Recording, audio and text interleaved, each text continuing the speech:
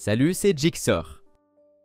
Il existe plein de logiciels de montage vidéo pour Windows, allant d'options gratuites à des outils premium. Chacun propose des fonctionnalités uniques pour améliorer tes vidéos, mais au final, le choix idéal dépend de tes préférences.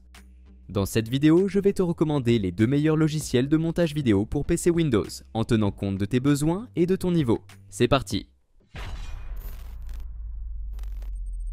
Beaucoup d'entre vous connaissent déjà CapCut comme l'éditeur vidéo mobile facile à utiliser, parfait pour les montages rapides sur les réseaux sociaux. Mais savais-tu qu'il existe aussi une version CapCut Desktop disponible sur ce lien? Cette version multiplateforme te permet de profiter de la même simplicité d'utilisation sur un écran plus grand. CapCut Desktop va plus loin que les simples montages sociaux. Il propose des outils comme le contrôle de vitesse pour les effets de ralenti ou d'accéléré, des transitions fluides pour améliorer le rythme, et une variété de filtres et d'effets pour sublimer tes visuels. Ce qui ressort vraiment, c'est la variété de modèles que tu peux utiliser et personnaliser. Ces options préconçues te permettent de créer des vidéos au rendu pro en un rien de temps. Parfait si tu veux un résultat propre sans y passer des heures.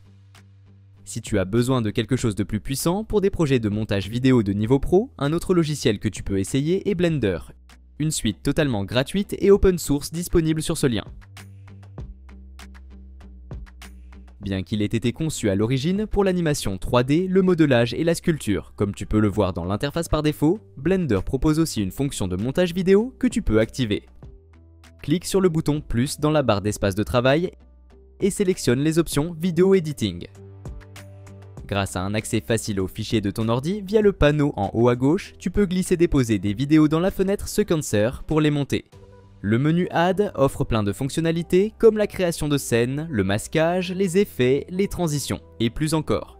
Par contre, vu les capacités étendues de Blender, il a une courbe d'apprentissage plus élevée. Prépare-toi à y passer un peu de temps, mais le jeu en vaut la chandelle pour les projets complexes. Et voilà, c'est tout pour aujourd'hui.